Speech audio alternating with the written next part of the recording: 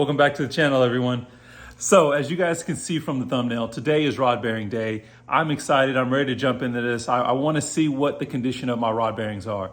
I've had a couple guys reach out to me asking me, hey, why are you working on rod bearings on your car? Did you have issues? Did you have a rod knock, anything like that? No, that is actually not the case. I was actually doing this as maintenance first. I've been adding horsepower to the car. I don't truly know the history on this car, so I wanted to knock it out so that we don't have any issues. But before we jump into that, guys, I want to know, what do you guys think about rod bearings? Drop down in the comments. Let me know, are you guys planning on doing rod bearings, or have you already done your rod bearings on your N55? I'm just trying to get a gauge, try to see if everybody else is considering doing this before they're adding power. The other thing, again, another ask from you guys, like the video. If you guys want to see me do a dyno day on this engine, now that I've actually got the rod bearings knocked out, I've got all sorts of upgrades that we've done to the car, I need to see some likes down in the comments or on this video. So put a like on the video if you want to see a dyno day, and I will try to see if I can make that happen. Again, drop down in the comments, let me know what you think about the rod bearings, if you're going to knock it out or not. But right now, we're going to go ahead and jump into the video. Welcome back to the channel. Okay, so we've got some big things happening today. We are jumping into rod bearings. As you guys can see, we've got the car up in the air. We've started disassembling stuff, so I'm going to turn the camera around. My boy Eddie's come down from Edmond, and so he's helping us out. I also have another buddy that might be swinging by, but we are going to jump into this real quick. So to get to these rod bearings, of course, we've got to do some disassembly. As you guys can see over here in the corner, we've already pulled off our front lip. I've got my shield that's been removed. Some of the actual wheel well lining has to come out. Let's see if that's going to focus. Okay, so that's come out. We've actually pulled out our electric fans. So we had to pull out all of this top section so that we'll have access to the crank in the future. We are working on getting everything set up with the engine support, as well as we had a big trip here for about an hour and a half running around trying to find the correct e-Torx bits. So to be able to disconnect this subframe from our lower control arms, I believe we're going to have to use, haven't sized that up yet. Previously I had an E18. E18 was not large enough, so we had to go find a new set. So we'll put on camera here in a few what size we actually need for that. But we'll keep you updated here on these rod bearings as we pull them out, and we'll be back with you guys shortly. And I almost forgot. There's Eddie's beast right there. So there's Eddie. Hello. All right, so look at there. That F10 is looking clean. Oh man, so nice right there, so nice. He's doing a little cleanup. Don't look, we had a slight issue with blow by, so we're fixing that. But we're gonna jump back here on the F10. There's Eddie. He's a little tired, right? We've been putting in work. Okay, so we're gonna swing this around here. Engine is being supported, subframe is out. So guys, that is it's not horrible. It's not the worst I've seen. It's not the worst. It is some work to get it out though. So there's quite a few bolts we're talking about. We've got 13 millimeter bolts that'll actually bolt right in here on the side of the basically radiator support, or bump support there. You have six bolts total, 3 on each side that actually bolt underneath the subframe. So those all have to be removed. What else am I missing, Eddie? Of course, you got to move all your cables and all that sort of thing out of the way. The thing we almost forgot. Yeah, we almost forgot. You got to disconnect your steering rack, your steering column there.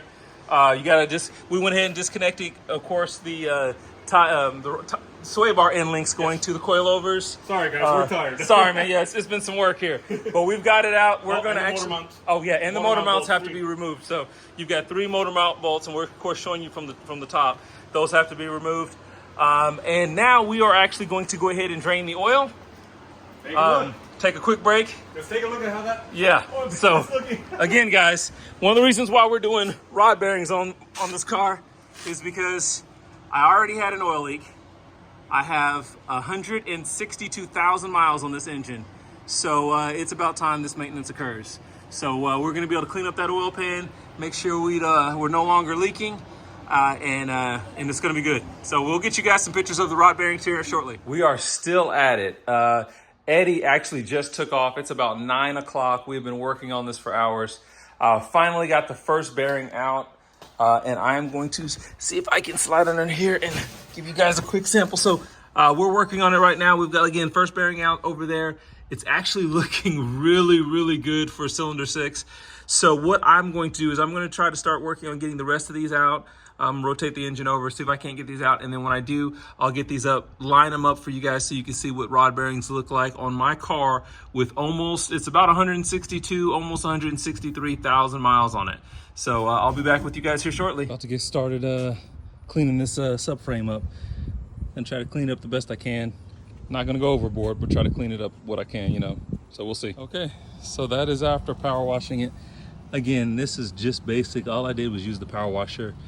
Just, you know, basically the high pressure, no soap, no degreaser, just basically sprayed it out as good as I could. Okay.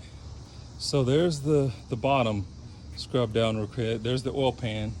I've actually did the same thing with it, hit it with the Simple Green, scrubbed on it with my little brush. I'm actually using that tire brush that I don't use for tires apparently. This of course is the bottom side. I've been trying to do both sides of this subframe. So there's the top side there, of course, where the engine is cradled in. So I think it's coming along pretty good. Oh, geez. Oh, okay, guys, it's the next day. We've got the new rod bearings are actually going in. I have not torqued them down yet. I pulled the oil pan, scrubbed that clean pretty well as we kind of scrubbed and cleaned on the subframe, so that looks a lot better. Here we have our rod bearings. And so what we'll look here, just keep in mind, guys, these rod bearings don't look horrible, but there are some areas here. So that's cylinder 6, you got your top and bottom. Where I actually start seeing the most wear was actually here on the top of 5, 4, 3, and 2. And you can kind of see how those bearings look there. Hopefully that's going to show up pretty well on camera. So yeah, I mean, keep in mind, my car has about 160, almost 163,000 miles. And I don't know a lot about the previous ownership. I picked this car up at auction, with about 126,000 miles. But yeah, so it kind of gives you an idea there as far as wear. Yeah. So you can kind of see how that looks.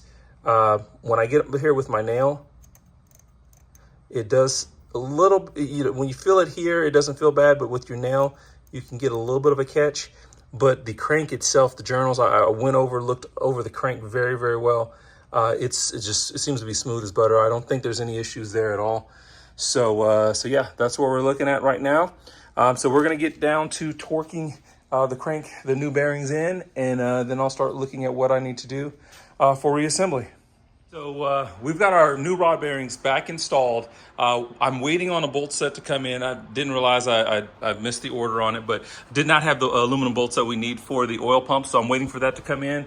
While I'm doing that, we're gonna keep installing parts. So I actually picked up a Vargas crank seal.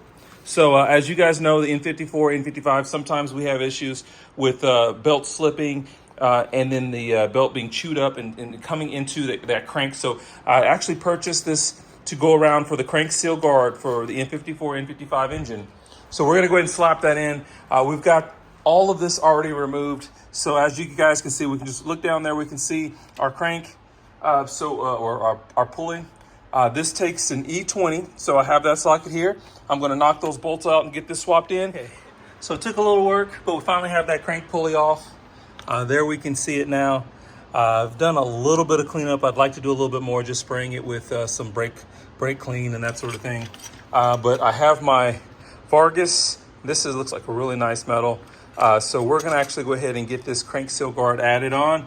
I've already removed the bolts from underneath. So these are replacement bolts because they're aluminum, and so those bolts should be one-time use only. So I'm gonna just jump down here real quick. There you can kind of get a little bit of a better look of it from below.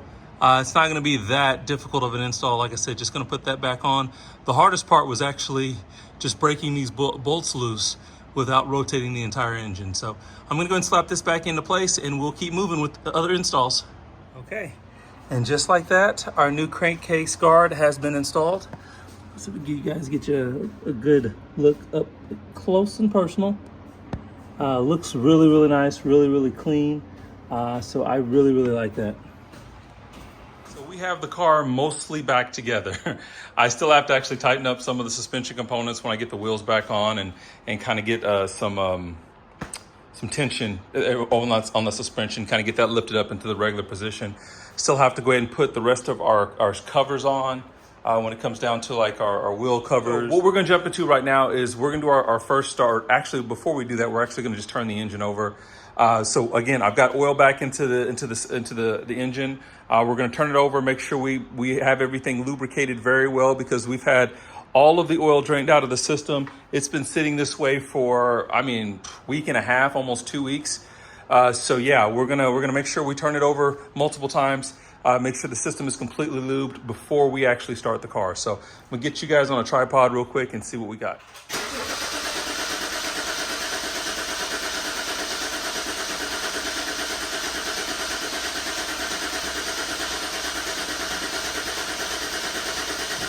It is actually now time for startup.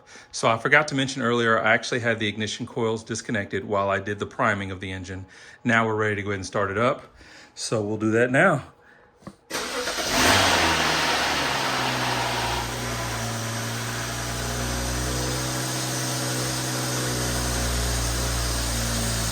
Everything sounds wonderful. And I'm also got my MHD gauges going. Of course, just kind of keep an eye on my oil pressure right there. Everything looks good on oil pressure, so I am happy. Okay guys, she's back on the ground. F10 is looking good, running perfectly, running flawlessly. So the rod bearings came out really good as far as the installation. I'm glad I actually swapped out the rod bearings. I'm not sure if you guys could tell from the video, but when you ran your nail over the bearings themselves, there was a couple of catches on certain bearings. So this is a good preventative maintenance. Again, I have about 162 to 63,000 miles on this engine, so I'm excited that I got it knocked out. Now I'm ready for more mods, so more power coming. So if you guys want to see that, make sure you like this video as well. Don't forget, go down in the comments. Let me know what you guys think about the rod bearing job. Are you guys planning on doing rod bearings, or have you already done it? So I will catch you guys in the next video. Everyone be safe. We'll catch you next time.